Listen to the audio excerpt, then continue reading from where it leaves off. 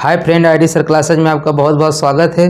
दोस्तों, आज हम लोग आवर्त सारणी की प्रॉपर्टी के बारे में देखेंगे। यानी आवर्त सारणी की कौन सी प्रॉपर्टी होती है, यानी संयोजी इलेक्ट्रॉन संयोजकता, उसकी परमाणु साइज, त्रिज्या, आयनन विभव, इलेक्ट्रॉन बंधुता, धनात्मक गुण, धातु अधात, इन सब के गुण के बारे में हम पढ़ेंगे। ठीक है दोस्तों, यदि आप हमारे चैनल पे न्यू है तो प्लीज़ इसको सब्सक्राइब कर लीजिएगा। यदि आज का सेशन आपको समझ में आ जाएगा तो लाइक और कमेंट करके जरूर बताइएगा। दोस्तों, इस टॉपिक से दोस्तों एग्जाम में हमेशा क्वेश्चन पूछता ही है, और क्वेश्चन आप तभी सही कर पाएंगे जब आपका कॉन्सेप्ट क्लियर रहेगा। तो दोस्तों, आप चाह रहे हैं कि आपके कॉन्सेप्ट क्लियर हो जाए तो इस वीडियो को शुरू से लेकर लास्ट तक जरूर देखिएगा।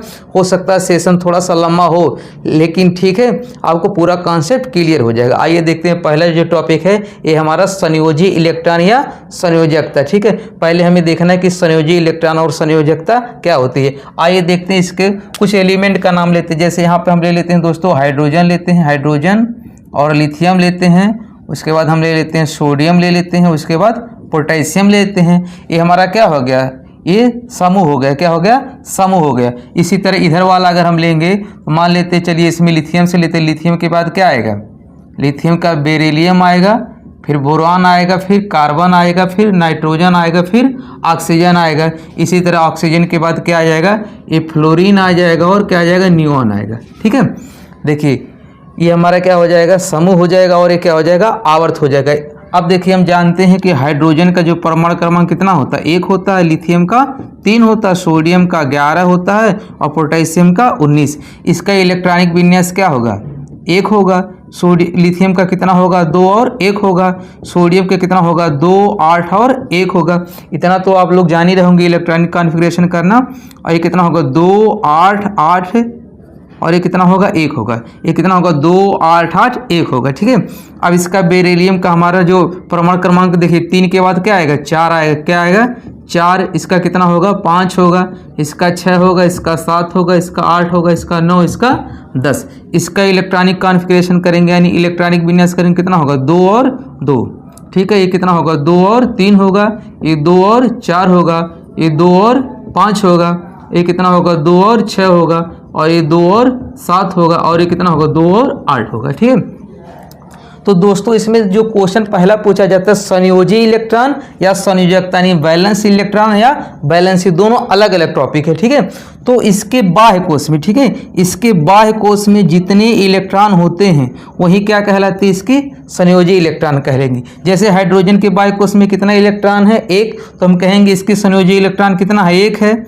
और यहाँ पर जैसे लिथियम के बाह्य कोश में कितना इलेक्ट्रॉन है, 1 है, तो कहेंगे इसकी इस संयोजी इलेक्ट्रॉन कितना है, इसमें 1 ही है। इसके बाह्य कोश में कितना है, तो कहेंगे 1 है, तो इसकी संयोजी इलेक्ट्रॉन क्या हो जाएगी, 1। लेकिन ये देखिए बेरिलियम में, ठीक है, इसके बाह्य कोश में कितने इलेक्ट्रॉन है, 2, तो हमारी संयोजी इलेक्ट्रॉन कितने हो जाएंगे, 2। इसमें कितना हो जाएगा, 3, इसमें 4, इसमें 5, इसमें 6, इसमें 7, इसमें 8। ये बाह्य कोश में जो इलेक्ट्रॉनों की संख्या होती है वो क्या होती है, हमारी संयोजी इलेक्ट्रॉन होती है। अब देखिए दोस्तों, अब संयोजकता क्या होती है, बाह्य कोश में उपस्थित इलेक्ट्रॉनों की संख्या यदि 1 से 4 तक है, ठीक है, तो वहीं उसकी क्या कहलाएगी, संयोजकता कहलाएगी। लेकिन यदि 4 से अधिक है, जैसे 5, 6, 7, 8, तो 8 में से घटाने पर जो वैल्यू आएगा वहीं उसका क्या कहलाती है, संयोजकता कहलाएगी।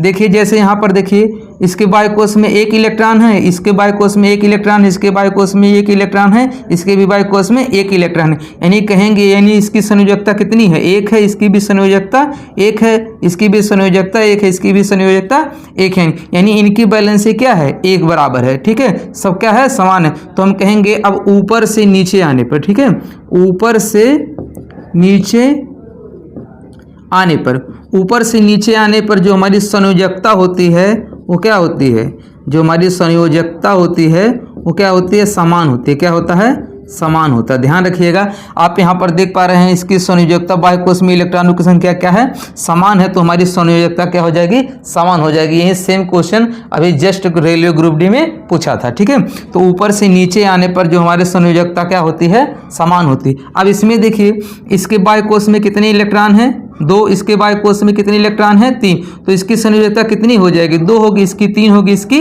4, यानी इसकी संयोजकता कितनी होगी 2 होगी, इसकी कितनी होगी 3 होगी, इसकी कितनी होगी 4 होगी। लेकिन 4 से अगर अधिक हो जाएगा तो उसको 8 में से घटा के लिखेंगे। इसके बाय कोष में कितना इलेक्ट्रॉन है 5, तो 8 में से 5 घटाएंगे कितना बचेगा 3, और 8 में से 6 घटाएंगे कितना बचेगा 2, 8 में से 7 घटाएंगे कितना बचेगा 1, 8 में से 8 घटाएंगे कितना बचेगा 0। तब यहाँ पर आप देखिए, यहाँ से लिथियम से शुरू हो रहा था, इसके बाय कोष में कितने इलेक्ट्रॉन थे 1, यानी इसकी संयोजकता कितनी हो जाएगी 1। यहाँ पर देखिए इसकी जो संयोजकता यानी वैलेंसी है, पहले क्या हो रही है 1 से 2 हो रही है, 2 से 3 हो रही है, 3 से 4, फिर 4 से देखिए यहाँ घट रही है, 3 हो रहा, फिर 2 हो रहा, 1 हो रहा, फिर 0 हो रहा। तो हम कहेंगे किसी आवर्त में, ठीक है, बाएं से दाएं जाने पर, कहाँ से बाएं से दाएं जाने पर, ठीक है, बाएं से दाएं जाने पर, ठीक है, जो हमारा संयोजकता होगा, जो हमारा संयोजकता होगा वो क्या होगा पहले बढ़ेगा, क्या होगा पहले बढ़ेगा, पहले क्या होगा बढ़ेगा, बाद में फिर क्या होगा घटेगा, ठीक है, पहले क्या होगा बढ़ेगा। देखिए 1 2 3 4 तक क्या हो रहा बढ़ रहा है, और फिर उसके बाद 4 से फिर कहाँ हो रहा 0, 4 के बाद 3 2 1 और 0 आ रहा है, तो क्या हो जाएगा घटेगा। यानी कहाँ तक बढ़ेगा 1 से लेके 4 तक, 1 से लेके 4 तक बढ़ेगा, और 4 से लेके फिर 0 तक क्या हो जाएगा घटेगा। तो हम कहेंगे इससे हमारा क्या निष्कर्ष निकलता है दोस्तों कि किसी भी आवर्त सारणी में ऊपर से नीचे आने पर, ठीक है, यानी टॉप से बॉटम आने पर जो उसकी बैलेंसी होती है वो क्या होती है समान होती है, बैलेंसी क्या होती है समान होती है। लेकिन किसी आवर्त में, ठीक है, ऐसे भी कर सकते हैं समूह में, ठीक है, इसको क्या बोलेंगे समूह, इसको क्या बोलेंगे आवर्त। किसी भी आवर्त में या दाएं से बाएं जाने पर जो हमारी संयोजकता होती है वो क्या होती है पहले बढ़ेगा, बाद में फिर क्या होगा घटेगा। कहाँ तक बढ़ेगा 1 से 4 तक बढ़ता है, 4 के बाद फिर क्या होता है घटता है, यानी हमारा जो संयोजकता होगा पहले बढ़ेगा बाद में घटेगा। तो ये किसका कॉन्सेप्ट क्लियर हो गया दोस्तों, संयोजी इलेक्ट्रॉन और संयोजकता का हो गया। अब चलिए देखते हैं कि परमाणु साइज क्या होता है।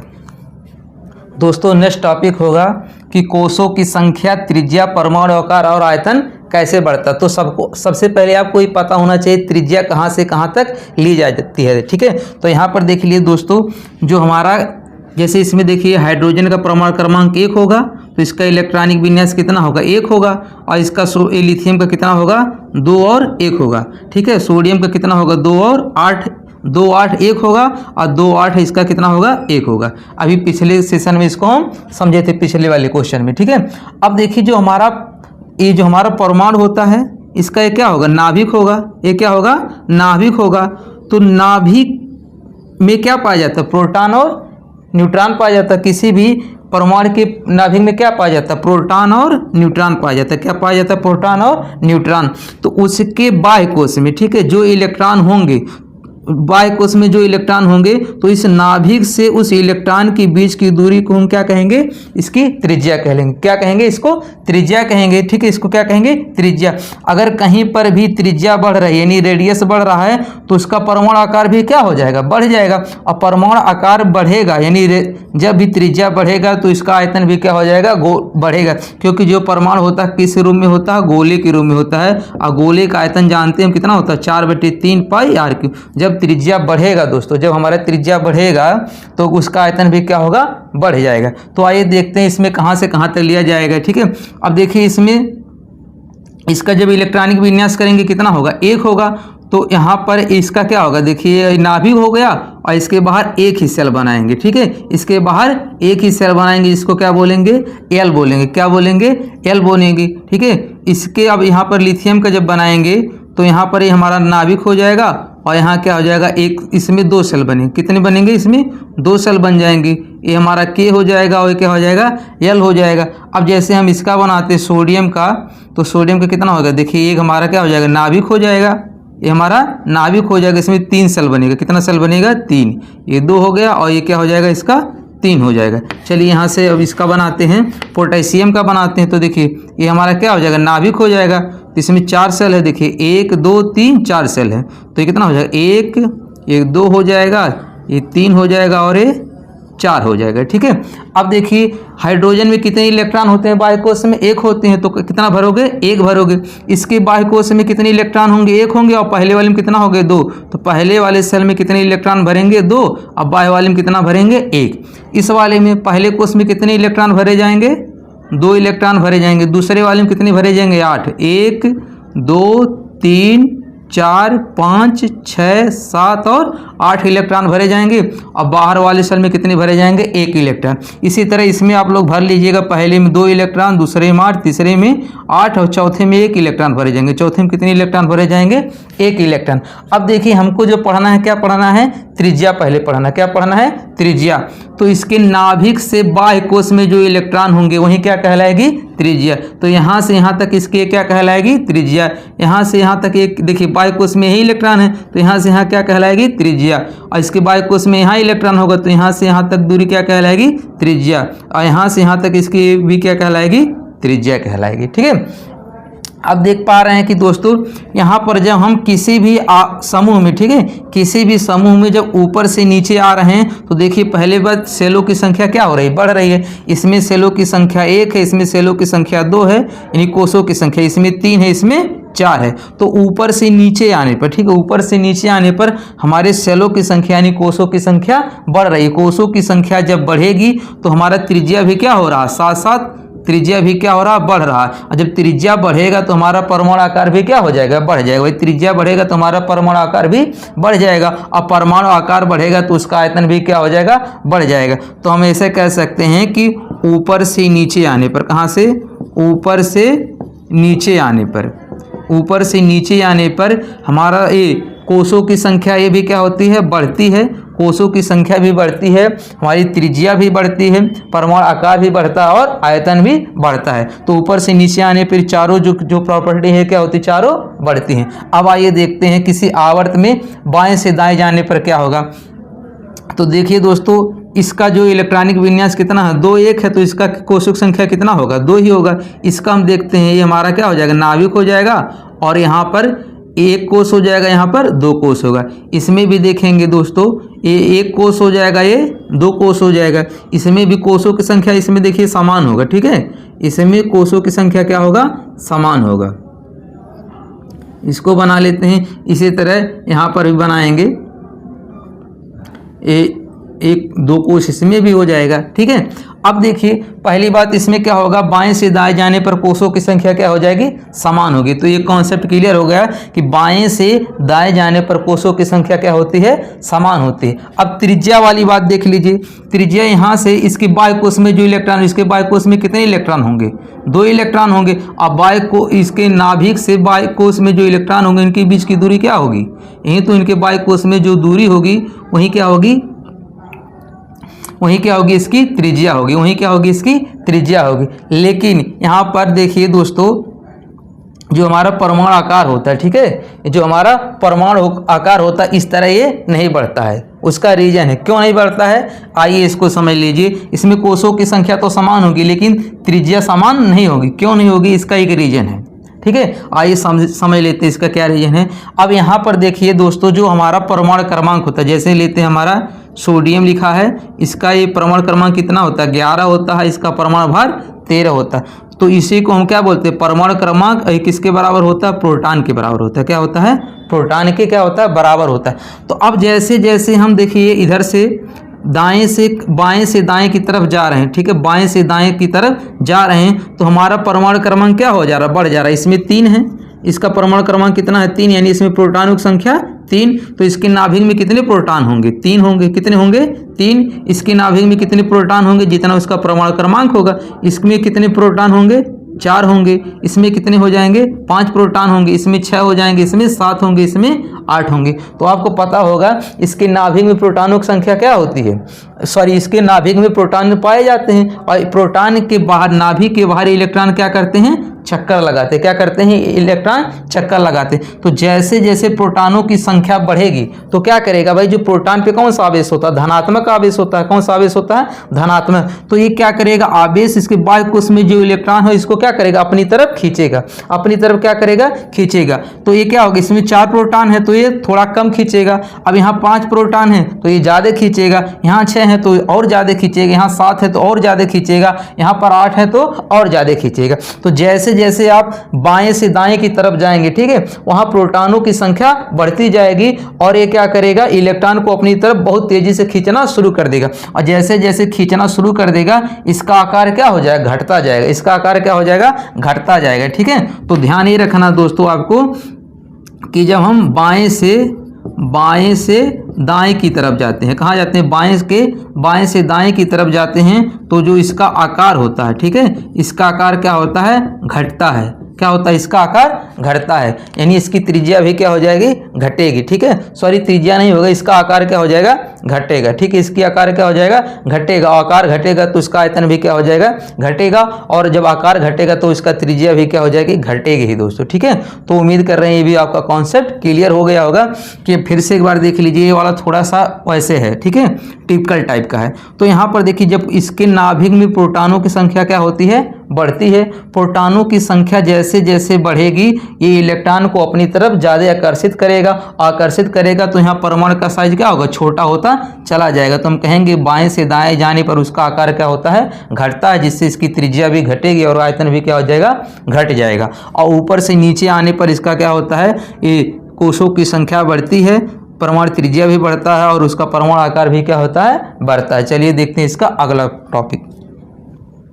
दोस्तों अगला टॉपिक है आयनन विभव। इसी को हम आयनन ऊर्जा, इसी को एंथैल्पी भी कहते हैं। ठीक है, इसी को हम आयनन विभव कहते हैं, इसी को आयनन ऊर्जा, इसी को एंथैल्पी भी कहते हैं। तो देखिए अब इसमें पूछेगा कि दाएं से या बाएं से दाएं जाने पर क्या परिवर्तित होगा और ऊपर से नीचे जाने पर कैसे परिवर्तित होगा। ठीक है, तो देखिए ये हाइड्रोजन है, इसका हम क्या बनाते हैं, पहले स्ट्रक्चर बना देते हैं, इसका सेल वाला बनाते हैं। तो ये कैसे बनेगा, देखिए इसके बाह्य कोश में कितने इलेक्ट्रॉन है, एक, यानी इसका कैसे बनेगा, यहाँ पर देखिए ये हमारा नाभिक हो जाएगा और एक सेल बन जाएगा। और इसके बाह्य कोश में कितने इलेक्ट्रॉन है, एक है। ठीक है, इसका जब आप बनाएंगे दूसरे वाले तो कितने, ये हमारा नाभिक बन जाएगा, ये पहला सेल हो जाएगा और ये दूसरा सेल हो जाएगा। इसके बाह्य कोश में कितने इलेक्ट्रॉन होंगे, एक हो जाएगा। इसी तरह जब इसका बनाएंगे 1 2 और ये क्या होगा, 3 हो जाएगा। इसका ये नाभिक, इसका ये नाभिक हो जाएगा। तो एक सेल ये हो गया, 2 3 हो जाएगा और ये 4 हो जाएगा। ठीक है, इसी तरह जब इसका आप बनाएंगे, पहले बना लीजिए तभी आपको ये समझ में आएगा। ठीक है, तो इसका क्या हो जाएगा, ये हमारा नाभिक हो जाएगा, एक सेल हो जाएंगे और 2 सेल हो जाएंगे। इसी तरह इसमें भी 1 सेल और 2 सेल हो जाएंगे। ठीक है, इसी तरह इसमें सेलों की संख्या क्या होगी, समान होगी। तो यहाँ और ना बना के 1 बना दे रहे हैं और 2 बना दे रहे हैं। अब देखिए पहले आप समझ लीजिए कि आयनन विभव होता क्या है। ठीक है, आप पहले समझ लीजिए आयनन विभव क्या होता क्या है।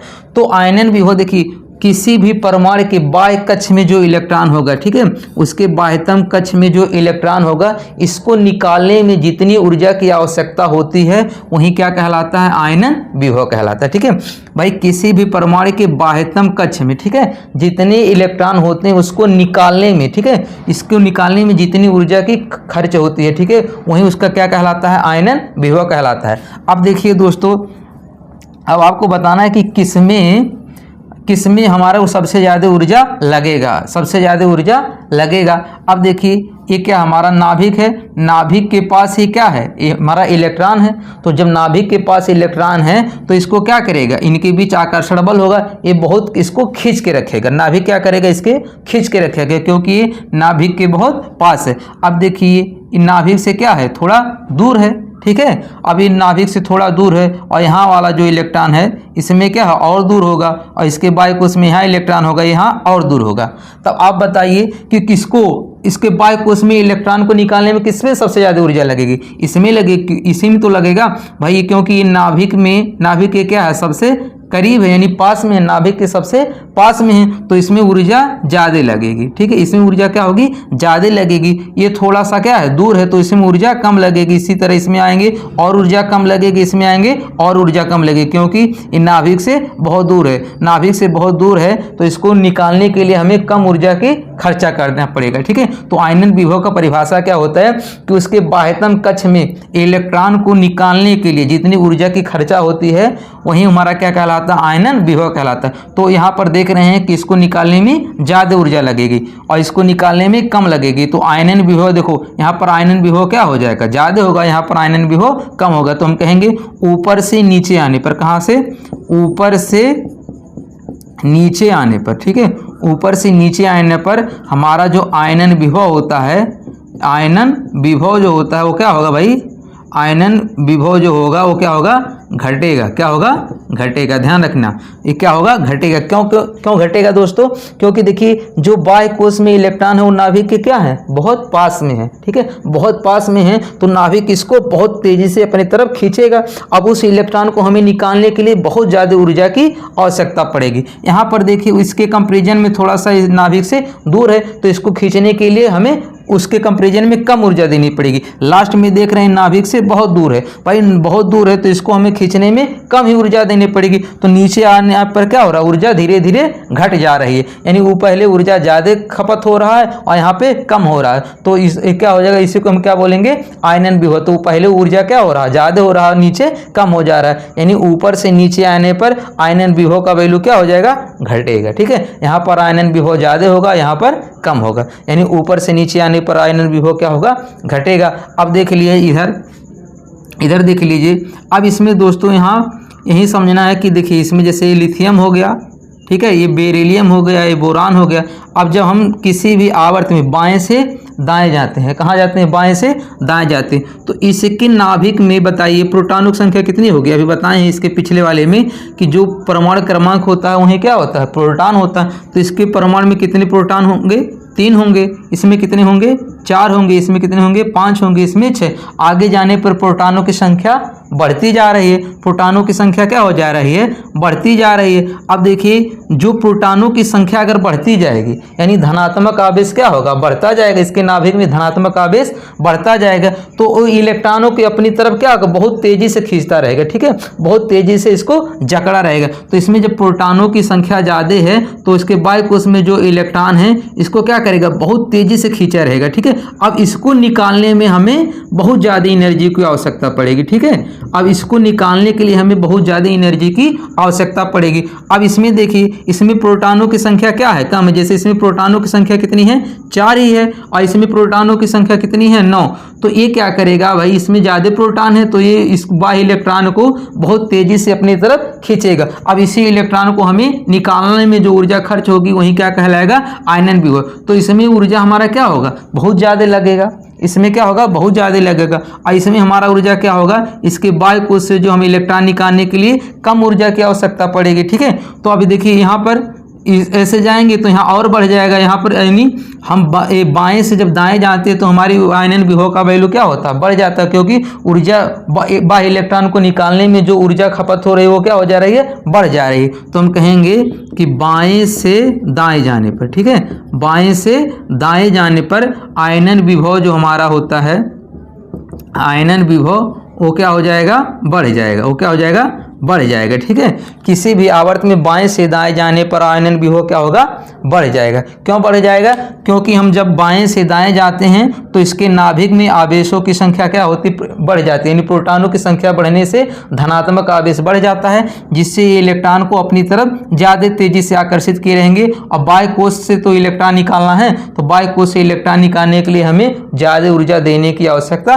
पड़ेगी। इसीलिए क्या होगा, ये हमारा आयनन विभव क्या हो जाएगा, बढ़ जाएगा। तो ऊपर से नीचे आने पर आयनन विभव घटता है और बाएं से दाएं जाने पर आयनन विभव बढ़ता है।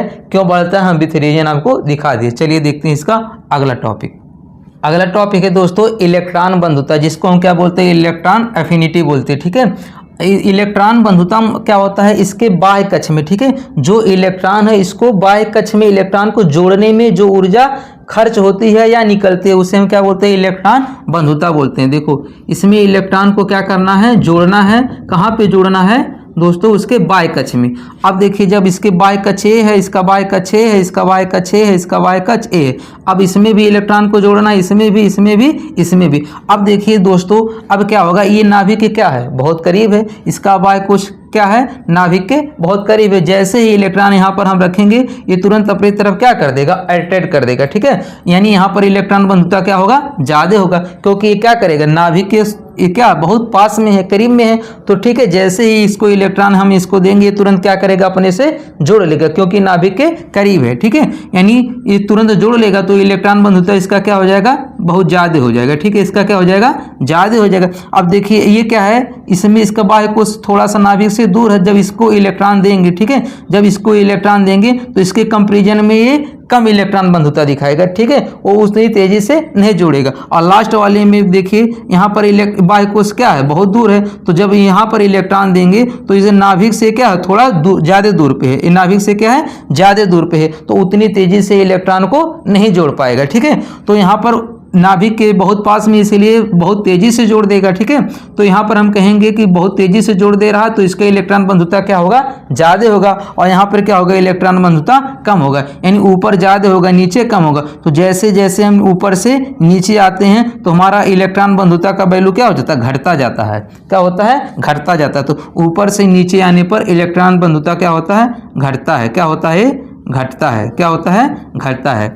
फिर से समझ लीजिए दोस्तों कि इसके बाह्य कोश में, ठीक है, इसके बाह्य कोश में इलेक्ट्रॉन को जोड़ने के लिए जितना ऊर्जा खपत होगी या निकलेगी वही क्या कहलाएगा, इलेक्ट्रॉन बंधुता कहलाता है। तो इसके बाह्य कोश तो भाई यही है। तो जब यहाँ पे इलेक्ट्रॉन हम रखेंगे तो नाभिक के क्या है, बहुत करीब है, ये आसानी से जुड़ जाएगा। तो भाई आसानी से जब जुड़ जाएगा तो इसकी इलेक्ट्रॉन बंधुता क्या हो जाएगी, ज्यादा हो जाएगी। अब यहाँ पर देखिए जब हम ऊपर से नीचे की तरफ आ रहे हैं तो इसका बाह्य कोश क्या है, नाभिक से थोड़ा दूर है। तो जब इसको इलेक्ट्रॉन हम देंगे तो इसको जोड़ने में हमें ये आसानी से नहीं जुड़ेगा, ठीक है। ये आसानी से नहीं जुड़ेगा, इसके कंपैरिजन में ज़्यादा टाइम लगेगा, ठीक है। ये क्या होगा, ज़्यादा लगेगा। तो इसको हम कहेंगे इसके इलेक्ट्रॉन बंधुता क्या है, कम है। तो इसकी ज़्यादा, इसका कम है, तो हम कहेंगे ऊपर से नीचे आने पर इलेक्ट्रॉन बंधुता क्या होता है, घटता है। इसी तरह बाएं से दाएं जाने वाले पर देख लीजिए दोस्तों। यहाँ पर देखिए, यहाँ पर सेम वही है कि सब यहाँ पर ये परमाणु क्रमांक इसका कितना होगा, 3 होगा। तो इसमें प्रोटॉनों की संख्या 3 होगी, इसमें 4 होगी, इसमें 5 होगी। इसी तरह इसमें कितना होगा, 9 होगा। तो जब प्रोटॉनों की संख्या जहां पर अधिक होगा वहीं तो ज़्यादा आकर्षित इलेक्ट्रॉन करेगा। अब जैसे यहाँ पर बाह्य कोश से है तो जैसे ही इलेक्ट्रॉन यहाँ देंगे तो इसमें प्रोटॉनों की संख्या ये बहुत तेजी से अपनी तरफ क्या कर देगा, खींच लेगा, ठीक है। ये क्या करेगा, अपनी तरफ खींच लेगा, यानी इसको बहुत तेजी से जोड़ लेगा। ये क्या करेगा, इलेक्ट्रॉन को बहुत तेजी से जोड़ लेगा। इसके कंपैरिजन में यहाँ पर देखिए प्रोटॉनों की संख्या कम है तो उसको बहुत तेजी से नहीं, उसको क्या करेगा, धीमी गति से जोड़ेगा, ठीक है। क्या करेगा, धीमी गति से जोड़ेगा।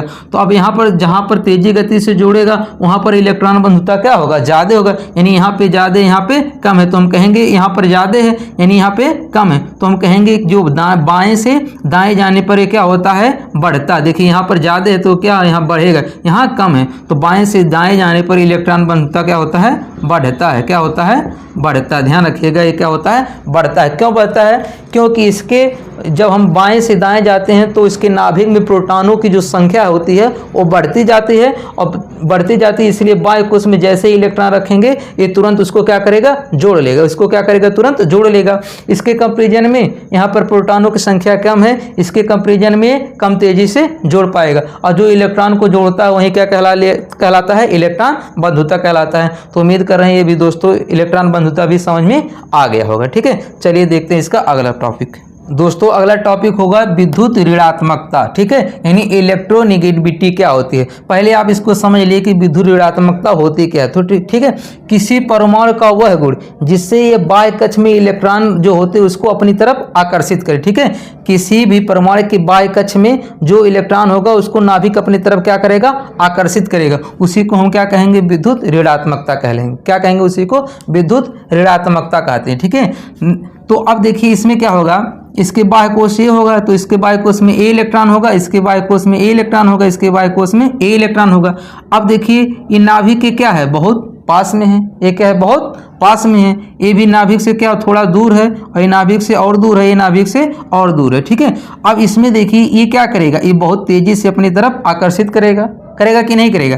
भाई यहाँ पर इलेक्ट्रॉन है, ये नाभिक है, नाभिक के पास है, तो इलेक्ट्रॉन को क्या करेगा, बहुत तेजी से अपने पास आकर्षित करेगा, और आकर्षित करेगा तो वही क्या कहलाएगा, विद्युत ऋणात्मकता। ये तेजी से आकर्षित करेगा तो इसकी विद्युत ऋणात्मकता क्या होगी, ज्यादा होगी, इसका क्या होगा, ज्यादा होगा। अब इसके बाह्य कोश में जो इलेक्ट्रॉन है नाभिक से क्या थोड़ा दूर है, तो ये क्या करेगा, उससे इसके कंपेरिजन में कम तेजी से आकर्षित करेगा। अब यहाँ पर देखिए जो बाह्य कोश है, ठीक है, बाह्य कोश इसके नाभिक से क्या है, बहुत दूर है, क्या है, इसके बाह्य कोश में जो इलेक्ट्रॉन है बहुत दूर है, तो क्या इलेक्ट्रॉन को क्या करेगा, आकर्षित करने की जो क्षमता हो क्या हो जाएगी, कम हो जाएगी, ठीक है। तो यहाँ पर जो विद्युत ऋणात्मकता होगी वो क्या हो जाएगी, कम हो जाएगी। तो यहाँ पर ज़्यादा है, यहाँ पर उससे क्या है, कम है, इससे कम है, और इससे नीचे आने पर सबसे कम हो जाएगा। तो हम कहेंगे जो विद्युत ऋणात्मकता का गुण होता है वो ऊपर से नीचे आने पर क्या होता है, घटता है, क्या होता है, घटता है, ठीक है।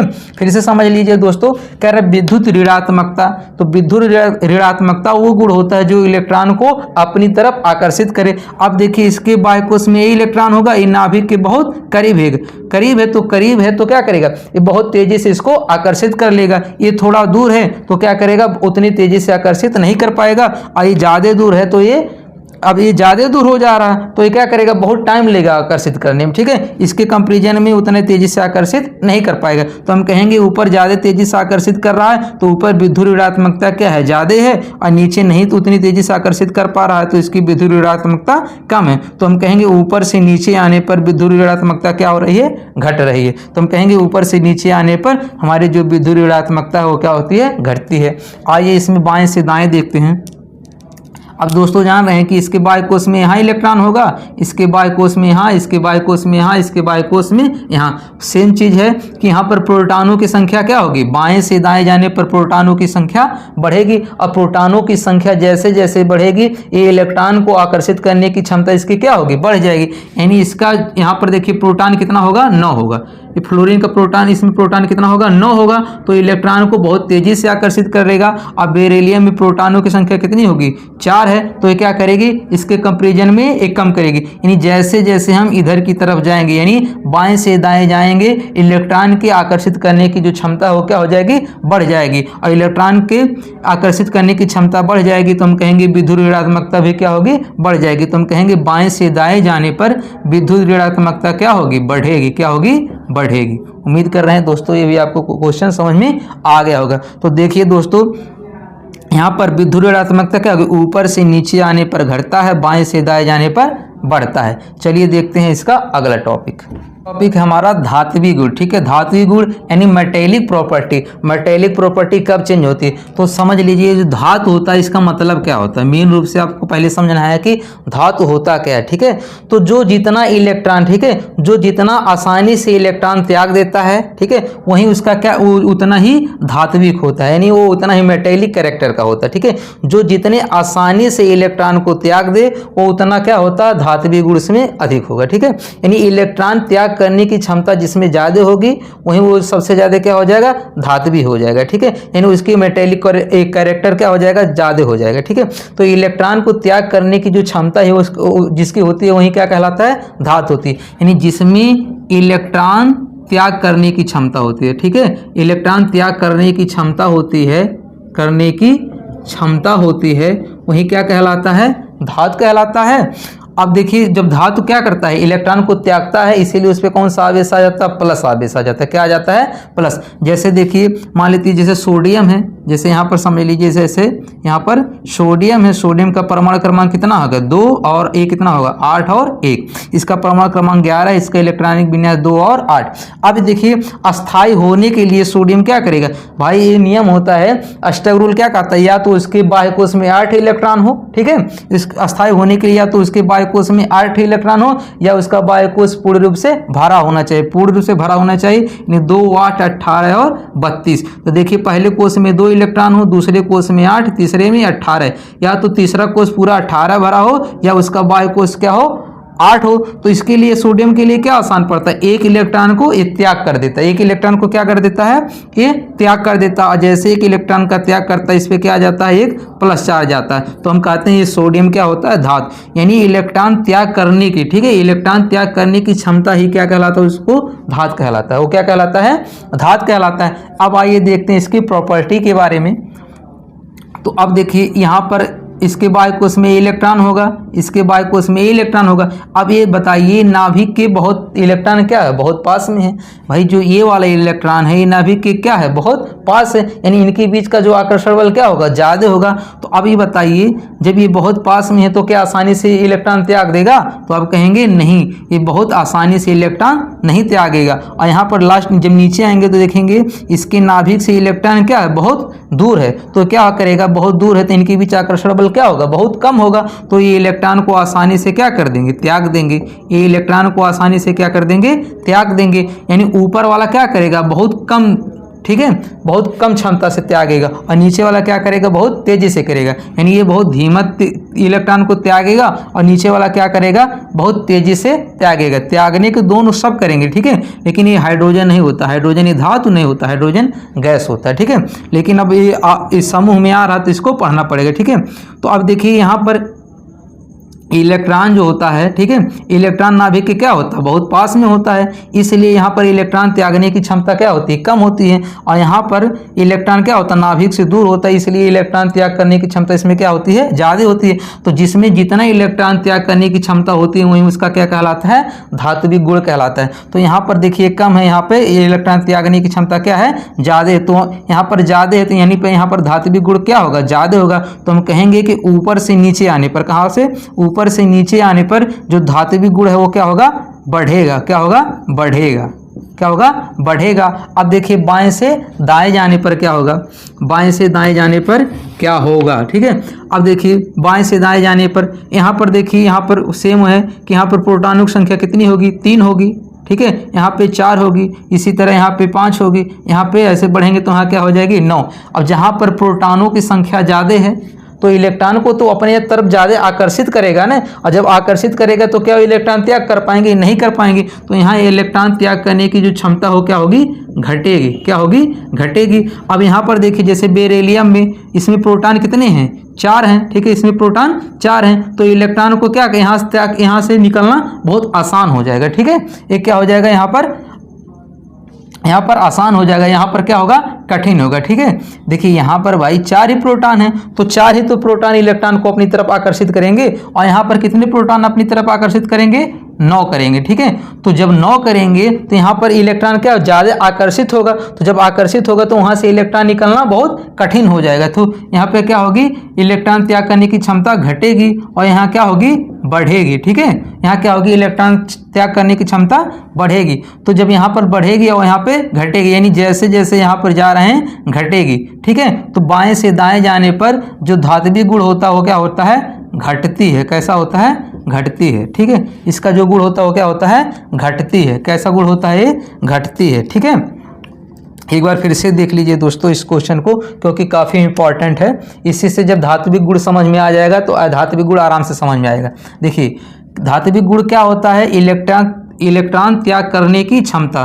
तो इसमें देखेंगे ऊपर वाले में जो हाइड्रोजन होगा, ठीक है, हाइड्रोजन को ऐसे लेना ही नहीं क्योंकि ये धातु नहीं होता, तो लिथियम से शुरू करते हैं। तो लिथियम जो होता है, यहाँ देखिए इसके ये जो बाह्य कोश में इलेक्ट्रॉन है, ठीक है, जो ये क्या नाभिक के बहुत पास है, नाभिक के क्या है, बहुत पास है। तो नाभिक के बहुत पास है तो इसको क्या करेगा, नाभिक अपनी तरफ बहुत तेजी से खींचे रखेगा, तो यहाँ से इलेक्ट्रॉन त्याग करने की जो क्षमता इसकी क्या हो जाएगी, कम हो जाएगी। अब यहाँ आएंगे जैसे पोटेशियम है, तो यहाँ क्या होगा, नाभिक से क्या होगा, ये इलेक्ट्रॉन बहुत दूर है, ठीक है, नाभिक से इलेक्ट्रॉन क्या होगा, दूर होगा। तो यहाँ से इलेक्ट्रॉन त्याग करना क्या होगा, बहुत आसान होगा। और जो जितना जल्दी से इलेक्ट्रॉन को त्याग करेगा वो उतना क्या होगा, धातु होगा, धात्विक गुण इसमें अधिक होगा।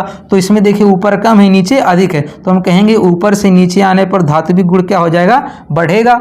अब यहाँ पर देखिए जैसे हम बाएं से दाएं जाते हैं तो नाभिक में प्रोटॉनों की संख्या बढ़ जाती है और इलेक्ट्रॉन आकर्षित करने का गुण बढ़ता है। जैसे इलेक्ट्रॉन आकर्षित करने का गुण बढ़ेगा तो इलेक्ट्रॉन त्याग करने का गुण क्या हो जाएगा, घट जाएगा। इलेक्ट्रॉन त्याग करने का गुण घट जाएगा तो हम कहेंगे बाएं से दाएं जाने पर ये धात्विक गुण क्या होती है, घटती है। ठीक है, अब देखिए दोस्तों, जब धात्विक गुण आपको समझ में आ जाएगा, ठीक है, इसका जस्ट उल्टा क्या होगा, अधात्विक गुण होगा। इसका जस्ट उल्टा क्या होगा, अधात्विक गुण। ठीक है, क्या होगा, अधात्विक गुण। अब सेम देखो इसका क्या होता है, अधातु का फार्मूला, एक डिफिनेशन क्या होता है अधातु का, अधातु का इसमें क्या होगा, इलेक्ट्रॉन त्याग करने की क्षमता, और इसमें क्या होता है, इलेक्ट्रॉन ग्रहण करने की क्षमता। ठीक है, इलेक्ट्रॉन क्या करेगा, ग्रहण करने की क्षमता क्या कहलाता है, ये अधातु कहलाता है। इलेक्ट्रॉन ग्रहण करने की क्षमता क्या कहलाता है, अधातु कहलाता है। इसमें कौन सा चार्ज आता है, माइनस आता है। अब यहाँ पर देखिए इलेक्ट्रॉन ग्रहण करने की क्षमता, अभी नाभिक के पास क्या है, नाभिक के क्या बहुत पास में है, बहुत पास में है तो इलेक्ट्रॉन क्या होगा, बहुत तेजी से ग्रहण करेगा। ठीक है, और नीचे आने पर इलेक्ट्रॉन ग्रहण करने की क्षमता क्या होगी, कम हो जाएगी। ठीक है, तो अब यहाँ पर ज़्यादा है, यहाँ पे कम है, तो हम कहेंगे कि ऊपर जो अधात्विक गुण क्या है, ज़्यादा है और नीचे कम है, तो अधात्विक गुण सेम। ठीक है, यहाँ पर क्या होगा, ऊपर से नीचे आने पर, ठीक है, ऊपर से नीचे आने पर क्या हो जाएगा, ये बढ़ेगा। ठीक है, क्या होगा, बढ़ेगा, सॉरी घटेगा, क्या होगा, घटेगा, क्या होगा, घटेगा। अब देखिए अगर धातु वाला बढ़ रहा है तो धातु वाला क्या होगा, घटेगा। फिर भी यहाँ से रीजन से आप जरूर समझे रहिए, कॉन्सेप्ट को जरूर समझे रहिए। ठीक है, फिर से आप समझ लीजिए, इलेक्ट्रॉन ग्रहण करने की जिसकी ज़्यादा क्षमता होगी वही क्या होगा, सबसे ज़्यादा अधातु होगा। तो यहाँ पर देखिए इलेक्ट्रॉन ग्रहण करने की क्षमता इसकी क्या है, ज़्यादा, क्योंकि इलेक्ट्रॉन जो है इन नाभिक के क्या बहुत पास में है और ये क्या है यहाँ पर नाभिक से दूर है, तो ये बहुत तेजी से इलेक्ट्रॉन अपनी तरफ ग्रहण करेगा और इसके कंपेरिजन में थोड़ा धीमी करेगा। तो यहाँ पर इलेक्ट्रॉन ग्रहण करने की क्षमता ज़्यादा है, ये सबसे ज़्यादा अधातु होगा। ठीक है, ये क्या होगा, सबसे ज़्यादा अधातु होगा, और यहाँ पर ग्रहण करने की क्षमता क्या है, कम है, इसलिए कम अधातु होगा। तो ऊपर सबसे ज़्यादा अधातु होगा, नीचे कम होगा, तो ऊपर से नीचे आने पर इसकी जो क्षमता होती है अधात्विक गुण क्या होता है, घटता है, क्या होता है, घटता है। इसी तरह इसमें होगा। ठीक है, अब इसमें क्या होगा, इलेक्ट्रॉन ग्रहण। ठीक है, इलेक्ट्रॉन ग्रहण कौन सबसे ज़्यादा तेजी करेगा, यही ना करेगा, जिसमें प्रोटॉनों की संख्या ज़्यादा होगी वही इलेक्ट्रॉन को अपनी तरफ तेजी से ग्रहण करेगा। यानी इसका जो अधात्विक गुण क्या होगा, ज़्यादा होगा, और इसका क्या होगा, कम होगा। इसका क्या होगा, कम होगा। तो हम कहेंगे कि बाएं से दाएं जाने पर, कहाँ से, बाएं से दाएं जाने पर, ठीक है, जो अधात्विक गुण क्या होगा, ये बढ़ेगा, क्या होगा, बढ़ेगा। क्यों बढ़ेगा भाई, क्योंकि इधर से बाएं से दाएं जाने पर इसके नाभिक में प्रोटॉनों की संख्या क्या होती है, बढ़ती है, क्या होती है, बढ़ती है। जब प्रोटॉनों की संख्या बढ़ेगा तो इलेक्ट्रॉन को ग्रहण करने की क्षमता बढ़ जाएगी, और इलेक्ट्रॉन को ग्रहण करने की क्षमता बढ़ेगी यानी वो क्या हो जाएगा, सबसे ज़्यादा अधातु होगा। आपने ये पीरियोडिक टेबल देखे हैं, इधर वाला क्या कहलाता है, धातु कहलाता है। ठीक है, इधर वाला धातु कहलाता है, इधर वाला अधातु कहलाता है। और जो ये टेढ़ी मेढ़ी रेखा है, ठीक है, ये टेढ़ी मेढ़ी रेखा इसी को कहते हैं उपधातु कहते हैं। क्या कहते हैं इसको, उपधातु कहते हैं। इधर वाला धातु होता है, इधर वाला अधातु। और ऐसे भी देखिए ये धातु है, जब इधर से इधर चलते हैं तो इधर क्या आ जाता है, अधातु आ जाता है। ठीक है, तो ये बाएं से दाएं जाने पर क्या हो जाएगा, ये बढ़ेगा। ठीक है, बाएं से दाएं जाने पर क्या मिलता है, अधातु, यानी अधातुओं की संख्या क्या हो जाती है, बढ़ती है। इसके बारे में पूरा डिटेल से पढ़ाएंगे, पहले कॉन्सेप्ट आपका क्लियर हो जाए, इससे एग्जाम में बहुत आता है। ठीक है, तो आप यहाँ पर धातु और अधातु के गुण समझ गए। अब इसके ऑक्साइड को इसी में समझ लीजिए। ठीक है, यहाँ पे इसके ऑक्साइड को समझ लीजिए। यहाँ पर ऑक्साइड यहाँ समझा देते हैं दोस्तों। अब देखिए धातु के ऑक्साइड क्या होते हैं, क्षारी होते हैं। धातु के ऑक्साइड क्या होते हैं, क्षारी नेचर के होते हैं। ठीक है, धातु के ऑक्साइड क्या होते हैं, क्षारी नेचर के होते हैं। धातु के ऑक्साइड क्या होते हैं, क्षारी नेचर के होते हैं। तो जब धातु है ऊपर से नीचे आने पर क्या होगा, बढ़ेगा। ऊपर से नीचे आने पर धात्विक गुण क्या होगा, बढ़ेगा। और धात्विक गुण बढ़ेगा तो क्षारी गुण भी क्या हो जाएगा, बढ़ेगा। ठीक है भाई, जो जितना ज़्यादा मेटेलिक होगा यानी धात्विक गुण होगा, ठीक है, वो उतना ज़्यादा क्या होगा, क्षारी होगा। क्योंकि धातु के जो ऑक्साइड होते हैं वो क्या होते हैं, क्षारी होते हैं। जो जितना ज़्यादा धात्विक होगा वो उतना क्या होगा, क्षारी होगा। इसी तरह इसका जस्ट उल्टा हो जाएगा।